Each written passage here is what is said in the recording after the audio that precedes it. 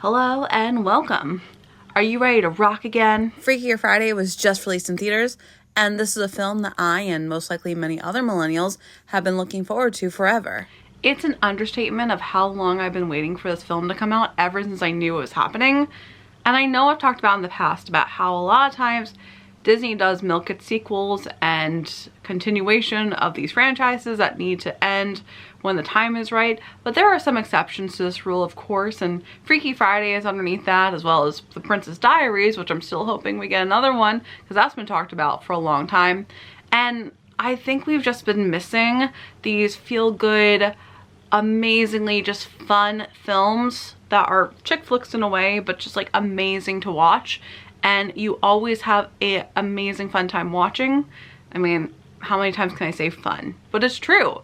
You have a fun time putting them on and watching, and they just are amazing for your soul and your mind to enjoy. And the sequel delivered on that and more. This time, Anna is the one getting married, and her daughter and future stepdaughter don't get along at all. So, with the help of a sketchy psychic, the switch not only happens between the two young girls, but with Anna and Tess as well. It's double the chaos and double the fun as they work together to try and solve another spell before it's too late. It is also really weird that I am old enough to know that this is a movie made of nostalgia for my generation and also the younger generation, but I'm not a part of the younger generation anymore when it comes to media. I am around the same age as Lindsay Lohan. Lindsay Lohan is a little bit older than I am. I grew up watching this film as a preteen, and I related to it because it was that more pop punk vibe. Simple Plan was a part of the original, of course, when they were just starting out. It's so interesting now that Chappell Roan is a part of it with her music featured prominently all throughout the movie and the trailers, so that's not even a spoiler because all the trailers feature Hot to Go.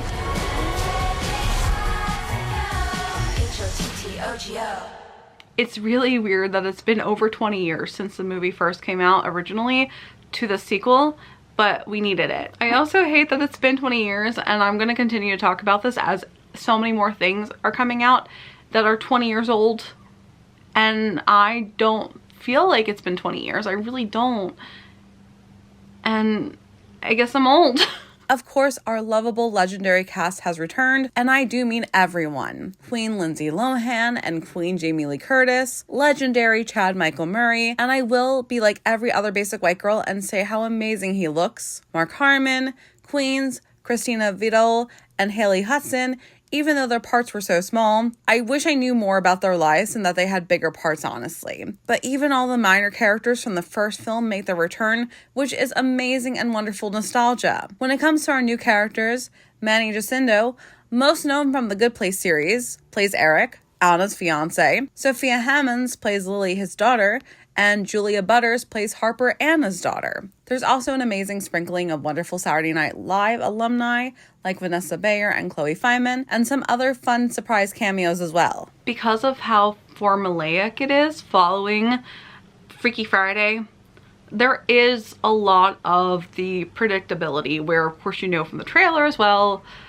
it's a Freaky Friday once again where they end up switching bodies, but instead of just the two of them switching, it's now the four of them switching. So mother-daughter slash grandmother and Lily, who is the newest stepsister, daughter, and step-granddaughter, they all swap together because even though the mother and daughter get along now, because that was all solved in the first one, now the new kids don't get along and they are constantly fighting.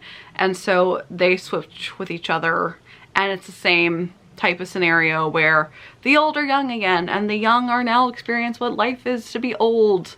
Even though it's hilarious now that I'm older, that I don't feel old, and I'm in my 30s and I don't feel old at all. I still feel like a teenager half the time. But then you have these teenagers who are like 15 and they think that like 35 is ancient. My face looks like a Birkin bag that's been left out in the sun to rot. The humor is one of the highlights of this film, especially because it truly is a multi-generational film that everyone can enjoy.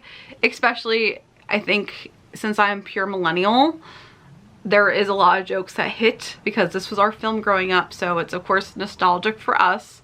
But then for the boomers, this was also a great movie for them because they were the parents when the original came out. There's a lot of boomer humor, there's millennial humor, and then of course Gen Z.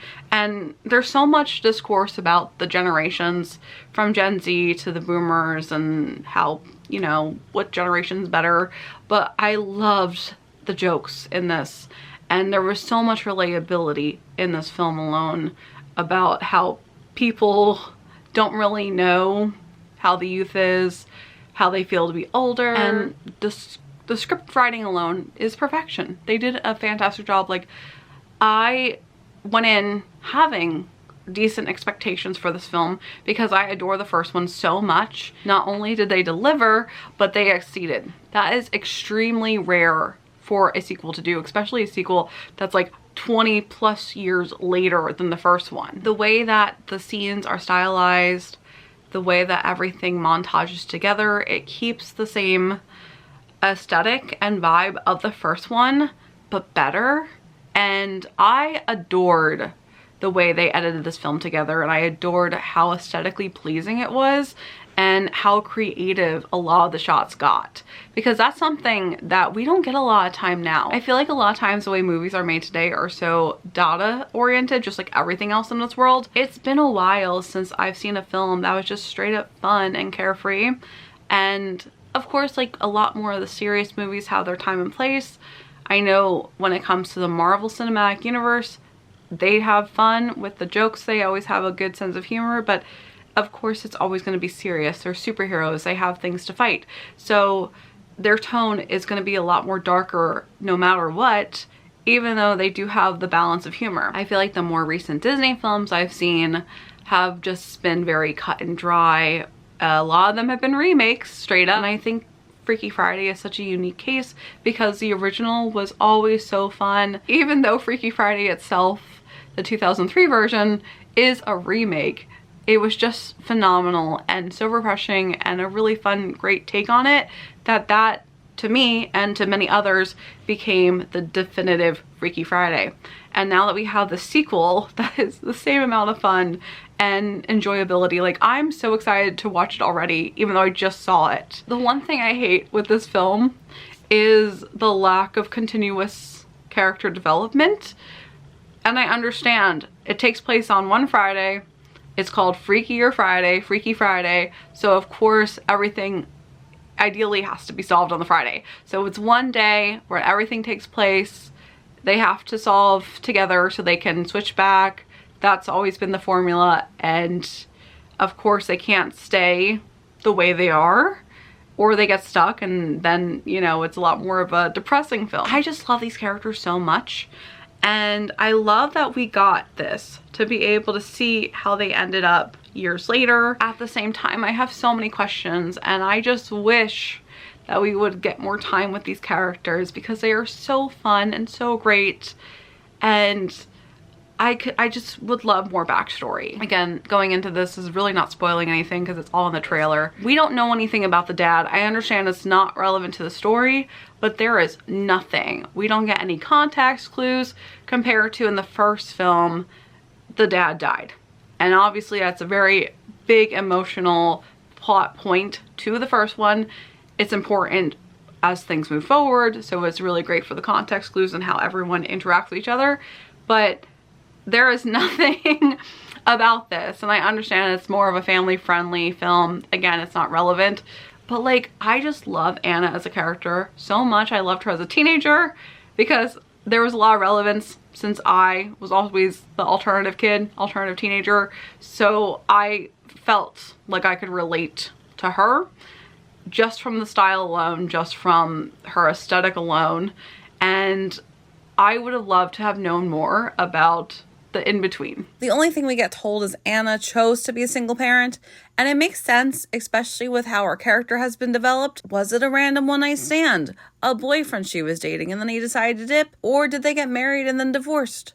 Again, I know it's not important or relevant to the plot, but I would appreciate knowing. There's also a lot of talk and dialogue about how Jake was Anna's first love, and the ongoing joke, of course, is he's into Tess, because he was into Tess in the first film, so he has this cougar complex, which I love. It's hilarious with the character that he has more feelings for Tess than he does Anna, but at the same time, you think if he dated Anna and they stayed friends, there's no time frame to tell us how long they were together.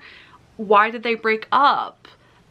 They're still friends, they're still on great terms with each other, so I don't know what happened, because of course in the original film, when he was talking to Tess, it was really Anna, and there was a lot of the complexity, and no one told them anything. Like, it is talked about in this film that when the switch happens, they say they didn't tell anyone about this.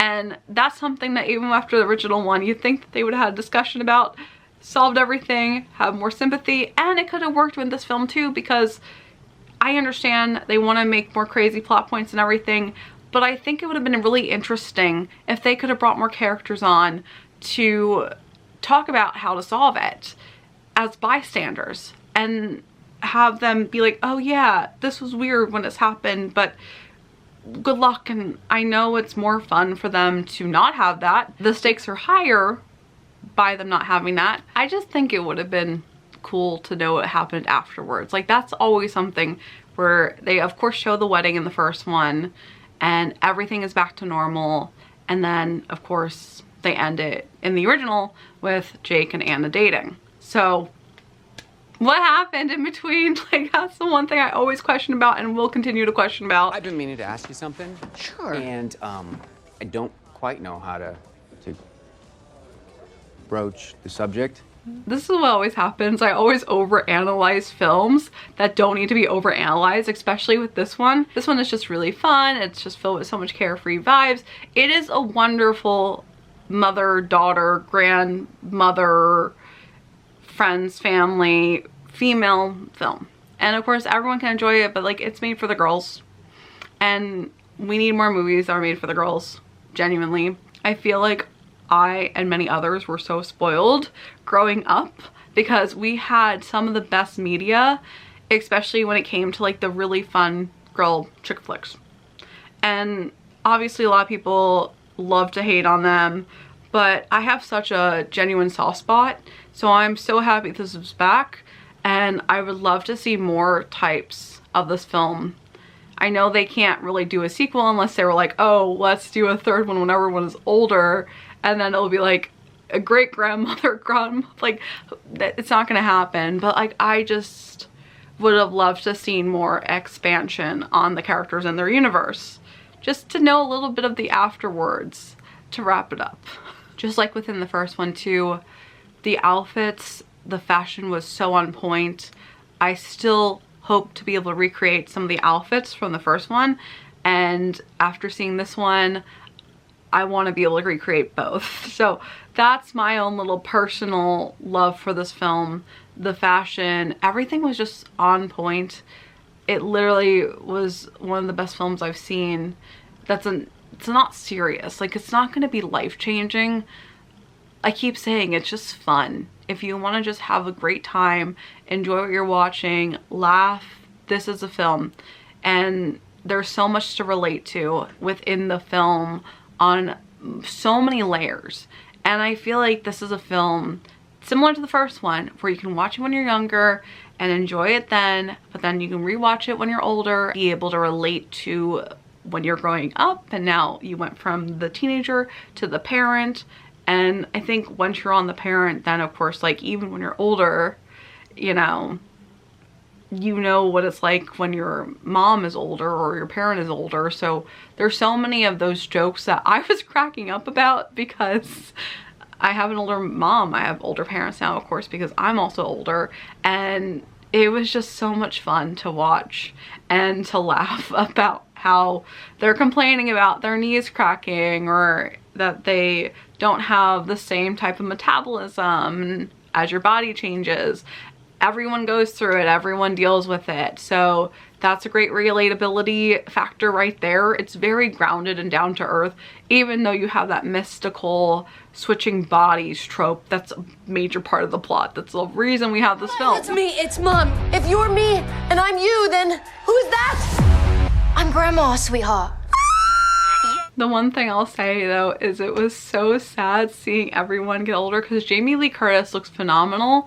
She is still amazing, but it's so sad when Ryan came on the screen and I'm like, oh no, he's an old man now. I love that he was part of it, and I love that, you know, they still have a healthy relationship. I love seeing how their relationship evolved many years later, and that we get the brother as part of it for a little bit. But Lindsay Lohan looks phenomenal, and I'm so happy she's in her comeback. I want to support her. I've always been a fan of hers since growing up. Like, she's part of my childhood. Ryan got old and we're all getting older, and that was just like, oh no, we're not the cool teenagers anymore. Give you your privacy. I'm just gonna go look for music for old people, you know, really old, like Coldplay. I also love the natural diversity of this film, and I'm so biased because her fiance is of Filipino descent, and they mentioned that the parents and the family took a flight from Manila to get to the rehearsal lunch before the wedding. And I just love it so much because my best friend's Filipino and all his family is from the Philippines. So I just have such a personal love for that country I haven't been to yet, just because of my best friend and his family and how much I adore him and his family and their culture. So that was just me just getting excited to see the Filipino descent. The family, of course, is from England, even though they're Filipino. It was just cool. What is taking so long? We wouldn't want to be off schedule in it. There was such a great balance of the old film, quotes from the old film, references from the old film to the new one. It was still a lot of fresh takes to it, but it was enough of that nostalgia bait that we love. The cameos were amazing of all the characters that were back. It just was, it was amazing. It was fun. And again, I wish that they would actually do more with this film and franchise. I understand how limiting it is, and I'm grateful that we got this because it's not just like the milk project. Like, you can tell that they were dedicated to this project and they did the best that they could. This was made out of love for the characters, for the story. And again, it's the same formula as the first. It is literally taking the first film, taking the plot of the first film, and just being like, hey, we're gonna do this again 20 years later.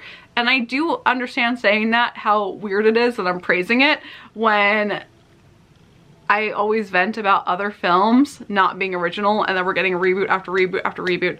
But like I said, the exception exists when things are made out of dedication and love, and this was truly a well-loved, put-together project that everyone wanted and everyone asked for. And the great thing with this film is, of course, it's so music-centric. There are so many amazing songs on this soundtrack. There were so many amazing songs on the first one, and it's so fun to see that, of course, Chappell Roan's a part of it.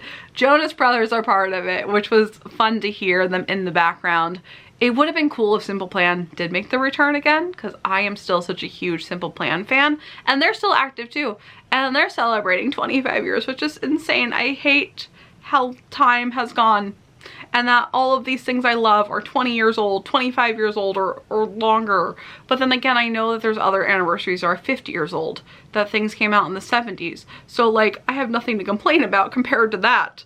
But the soundtrack is amazing, and I love that we got Pink Slip back. I love that we got another performance of Take Me Away, which has always been one of the best songs ever. And I also love that they did another version of Ultimate in the credits. Like, this is a love letter. This is so well done, and again, I have nothing but praise for the film. And like I said, the only thing I would have wished for more of is just more backstory on their characters, just because I'm curious to know what happened. But I also know how minor it is and that they have to be limited with the runtime. There is limitations to making a film. You don't want to go too over, and you have to trim out the excess fat to make everything wrapped up nicely. So they did a fantastic job, phenomenal job. I freaking loved it so much. So now it's your turn. If you've seen it, let me know what you think, if you were looking forward to it or not. And I just love hearing your thoughts and reading them. And hopefully we get more fun films like this in the future. But until then, as always, I hope you have a magical day, and I will see you real soon.